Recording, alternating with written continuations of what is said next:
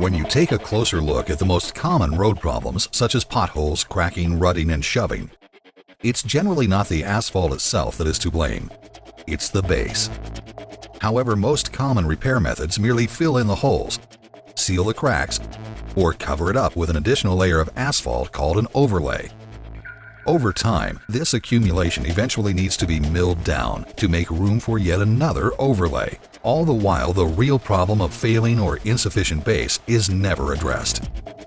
So it's just a matter of time, and the holes, cracks, rutting, and shoving reappear in a seemingly never-ending cycle.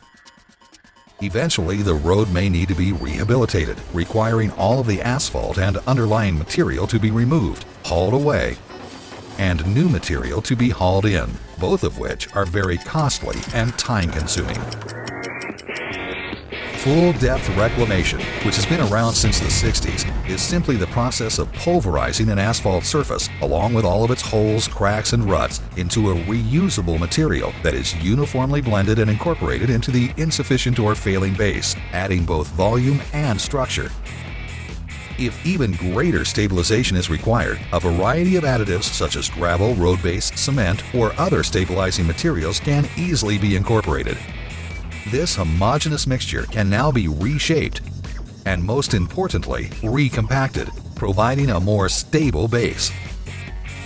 Finally, a new layer of chip seal or asphalt is applied, resulting in a more durable, longer-lasting, and smoother road for a small fraction of the cost of rehabilitation. Full-depth reclamation has been proven to be faster, less expensive, and longer-lasting. Rehabilitation projects that would normally take a week or more can be done in as little as 1 day. Cost savings average 70% or more because of the time saved, as well as from reusing existing materials in place. Best of all, now that you've solved the base problem, not just covered it up, the results will last years longer.